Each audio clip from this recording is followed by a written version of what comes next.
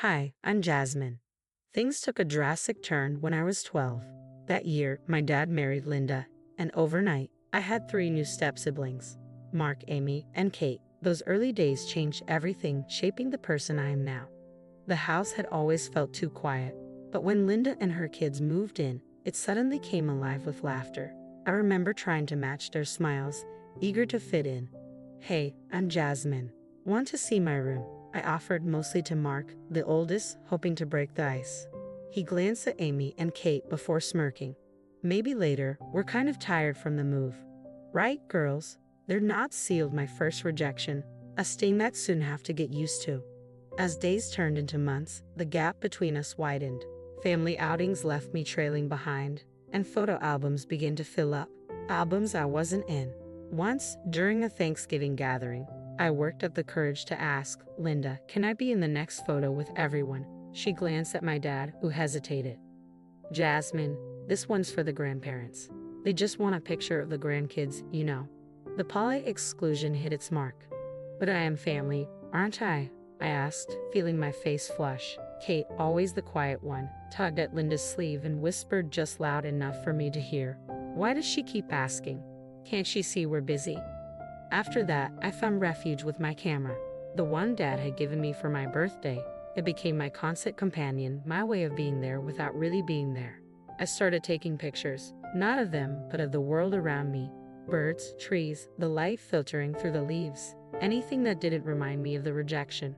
Years passed, but not much changed. High school graduations, birthdays, even casual barbecues. I was always there, but never truly included. When Amy got married, I wasn't in the wedding photos. I watched the photographer arrange them, every click reminding me of my place on the sidelines. "Why don't you come stand with us, Jasmine?" Mark joked once, his eyes filled with laughter. It wasn't a real invitation, just another moment for them to enjoy at my expense. "Thanks, but I'm good here," I replied, camera in hand. Photography became more than a hobby. It became my escape, my voice.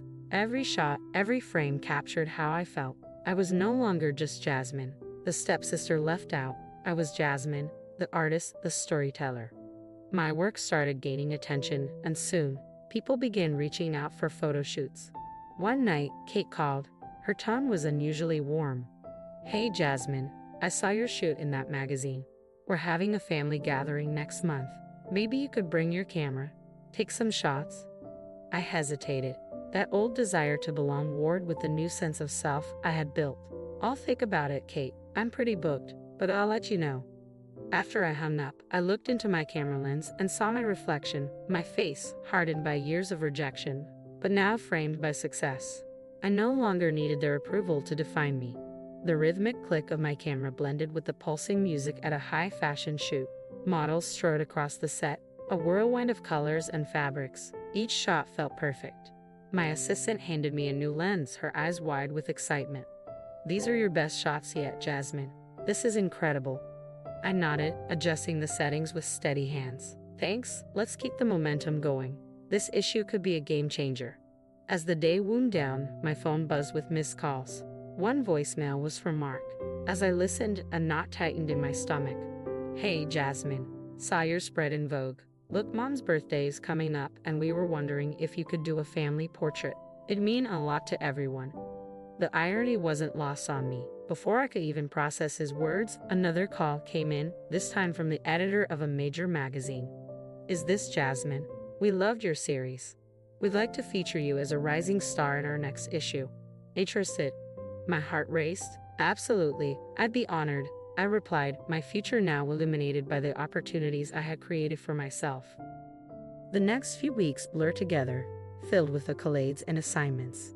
Articles about my work circulate, labeling me as the it photographer to watch. Invitations to exclusive events pour in, my name whispered in circles that once felt unreachable. At one such event, I run into Amy, unexpectedly. She looks out of place amidst the glittering crowd but approaches tentatively. "Wow, Jasmine, you're really making a name for yourself, huh? Everyone's talking about you." Her voice carries a mix of awe and hesitation. I keep my response cool, professional. "Thanks, Amy. Hard work pays off." She nods, glancing around awkwardly. "Listen about the family portrait." I cut her off, not wanting to reopen old wounds. I'm really booked, Amy, but I can recommend some great photographers. The distance in my voice is unmistakable. Her attempt at reconciliation, too little, too late. As the evening unfolds, I mingle with industry giants, my confidence soaring. The compliments feel like vindication, washing away the sting of years spent on the sidelines. When I return home, I update my social media with highlights from the event. The likes and comments flood in, each one a testament to my newfound status. Among the well-wishers, I spot comments from Kate and Mark, their words now dripping with admiration. But as I sit back, reflecting on my journey, I realize the only approval I ever needed was my own. The family photos that once excluded me no longer matter. In this world, I'm the creator of my own narrative, finally in focus. The studio lights dim as I pack up my gear after a particularly grueling but successful shoot with a rising pop star. My phone lights up with a message from Kate, a rare gesture given our limited communication over the years. Jasmine, you're everywhere. Think you could do a quick family shoot for us? It's been a while, and it'd be so cool to showcase your work. Her sudden warmth leaves me contemplative but wary. I type a brief response. I'll think about it, Kate. My schedule's really tight. Days later, at a family gathering hosted by Linda, the atmosphere shifts noticeably as I arrive. Mark, Amy, and Kate hover nearby, their smiles a bit too eager, a stark contrast to the cold shoulders of the past. Jasmine, look at you, the star of the family, Mark exclaims, clapping his hands as if our history were erased.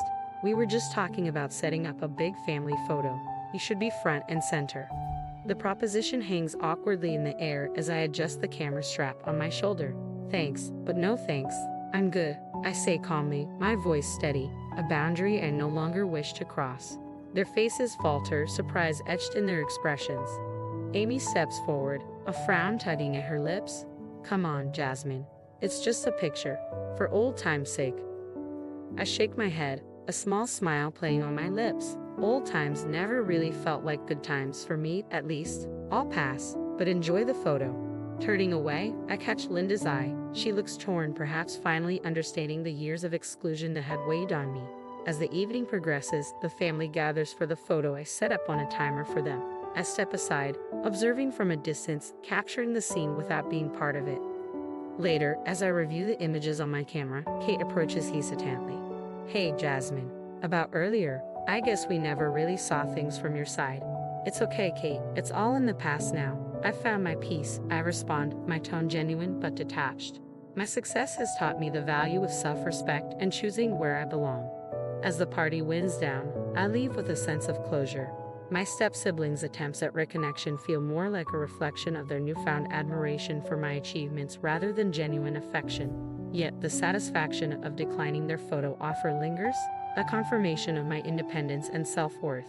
Back in my studio, bathed in the golden light of sunset, I pause to reflect on the journey that brought me here. Surrounded by the vivid images I've created, each photograph on the walls tells a story of triumph, a celebration of life as seen through my lens. It's a stark reminder of how far I've come, not just in my career but in my personal evolution. My phone pings with a message from a close friend and collaborator. Your spot is reserved at the gallery opening next week, Jasmine. Wouldn't be the same without you. This message, filled with genuine warmth and inclusion, is everything I'd once longed for, a true reflection of the life I've built on my own terms. Over the years, I've built a new family, not one tied by blood, but by bonds formed through shared passions and mutual respect. Reflecting on the times I felt like an outsider in my own family, I realize now how those difficult moments pushed me to seek out people who truly appreciate and uplift me. I've nurtured relationships with friends, mentors, and colleagues who value me, not for my status or what I can offer, but for who I am. Sitting down at my desk, I pen a few thoughts in my journal, a practice that helps me reflect on my growth. Self-worth is not something given by others, but a treasure built from within, I write. This mantra has guided me through moments of doubt and rejection, reminding me of my intrinsic value beyond the need for familial validation. My thoughts drift to the recent family gathering where my calm refusal to join the staged photo wasn't out of spite, but a declaration of my independence. It was a moment of clarity. I no longer needed their acceptance to feel complete. My journey has taught me that the approval I sought most was my own. As I prepare for an upcoming international photography tour, excitement bubbles within me. This tour isn't just a showcase of my work. It's a testament to my resilience and the supportive community I've built. Each city on the itinerary promises new experiences, new stories to capture, and more opportunities to connect with fellow creatives who celebrate each other's successes. I look forward to the future with a heart full of gratitude and a spirit invigorated by the possibilities ahead. No longer anchored by past rejections, I'm free to forge my own path, embracing both the challenges and the triumphs that come with living authentically. My life, much like my art, is a continuous journey of discovery, and I'm eager to see where this newfound liberation takes me. Now, I have a question for all of you. Do you believe it's always necessary to seek reconciliation with family, even if they've hurt you? Or is it sometimes healthier to find closure on your own terms? I'd love to hear your thoughts and experiences in the comments below.